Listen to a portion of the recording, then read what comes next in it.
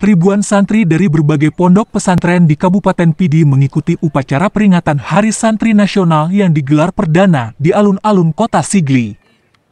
Peringatan Hari Santri Nasional bertepatan pada 22 Oktober menjadi sejarah baru setelah lahirnya keputusan Presiden nomor 22 pada 2015 lalu.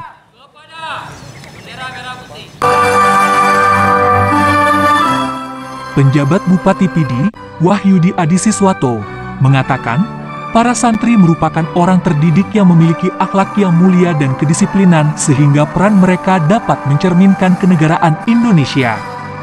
Di sisi lain, para santri juga sangat berperan dalam meraih kemerdekaan negara Republik Indonesia pada 1945.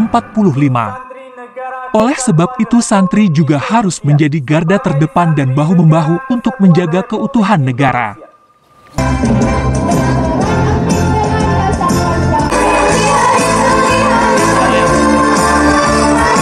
Maka saya yakin dengan gerakan santri itu persoalan akhlak akan teratasi, sehingga persoalan ekonomi ditandingi oleh akhlak ini menjadi teratasi.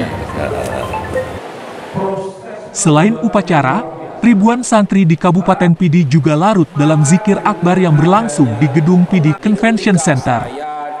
Kegiatan itu juga dihadiri oleh pencetus Hari Santri Nasional yaitu Kiai Thorik Darwis bin Ziyad. Kemudian Kiai Abdul Muiz Aziz dari Pondok Pesantren Al-Aziziyah Denanyar dan Kiai Nabil Hasbullah pengasuh Pondok Pesantren Al-Hikmah. Kiai Thorik Darwis selaku pencetus Hari Santri Nasional mengatakan, santri harus menjadi pioner dalam berbagai bidang termasuk bidang ekonomi. Menurutnya, santri harus bersatu dari Sabang sampai Merauke untuk menjaga ketahanan negara.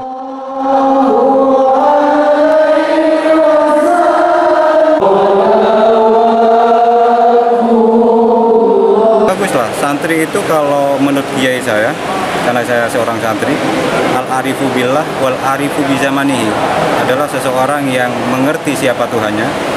Al-arifu bizamanihi juga mengetahui apa kebutuhan zamannya. Maka santri-santri harus menjadi pionir di bidang apapun.